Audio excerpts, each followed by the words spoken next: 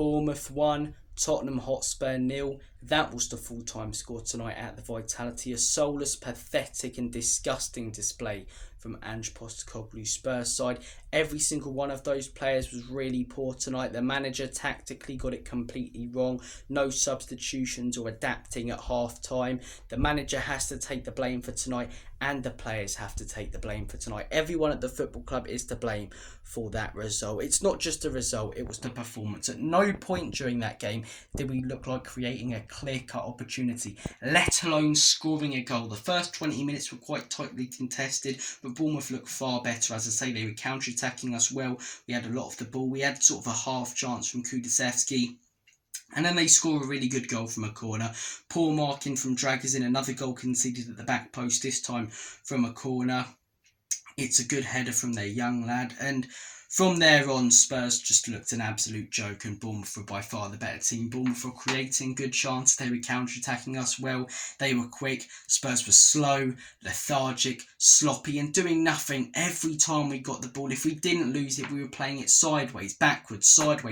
Not one of those players wanted to play an ambitious pass. Not one of them. But it's all right for them. They'll go home tonight to their 10 out of 10 girlfriends and sleep under their silk sheets and wake up in the morning with another few grand in their pocket after playing the game tonight, whilst it's us fans who have to deal with the banter and abuse and joking and embarrassment, really, of supporting this club when we get results like this the day after at work, school, college, etc.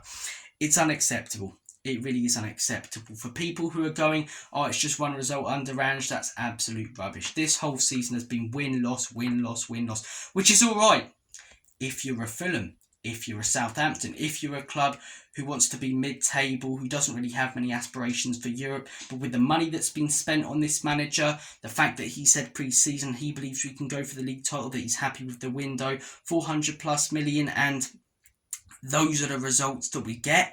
Those are the performances that we get. Yes, we can turn it on, at times and play unbelievably good football.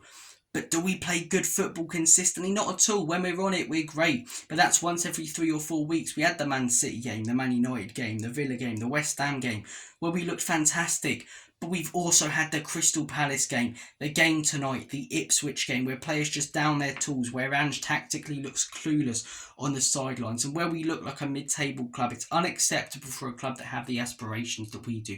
You guys know I think the owners are the biggest problem, but everything since last November has been poor under Ange. He had the new manager bounce when he first came in, things were going well, but everything since last November hasn't been good enough. We've been inconsistent, we've been beaten by any side that, as I say, has good tactics.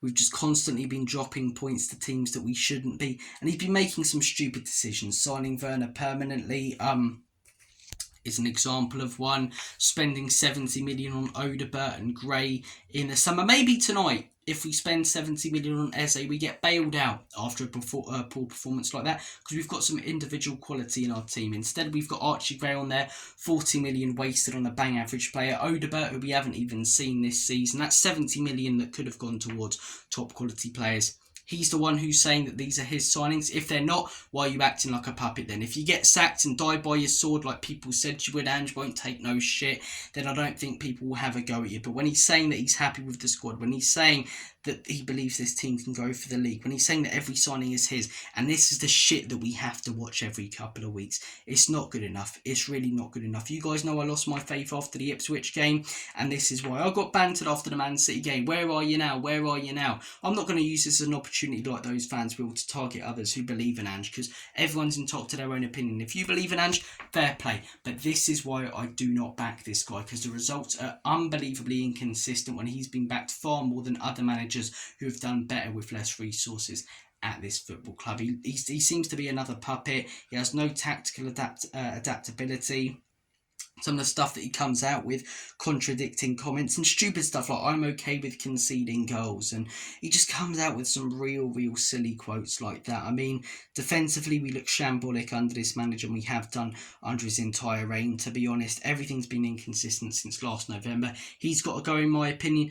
If I was in charge of the football club, I would fine these players for the week, but that's not going to happen. They're going to get paid in full after putting in a performance like that. They're going to go to sleep on their nice little coaches on the way back to London tonight, whilst it's us fans who are twiddling our thumbs around all night, questioning why we were why we became a Spurs fan in the first place. It was a pathetic display. Every one of those players has to take accountability. No leaders. This is what I'm talking about.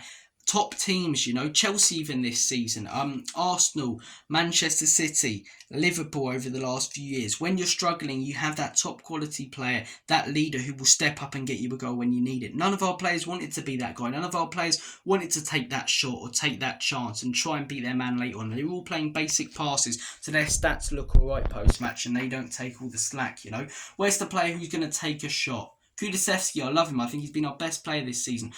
But every time he got it, basic pass. Maddison, basic pass. Solanke, not good enough. Johnson, non-existent tonight, Some when he came on, poor. The defence, constantly giving it away. Forster, his worst game in a Spurs shirt.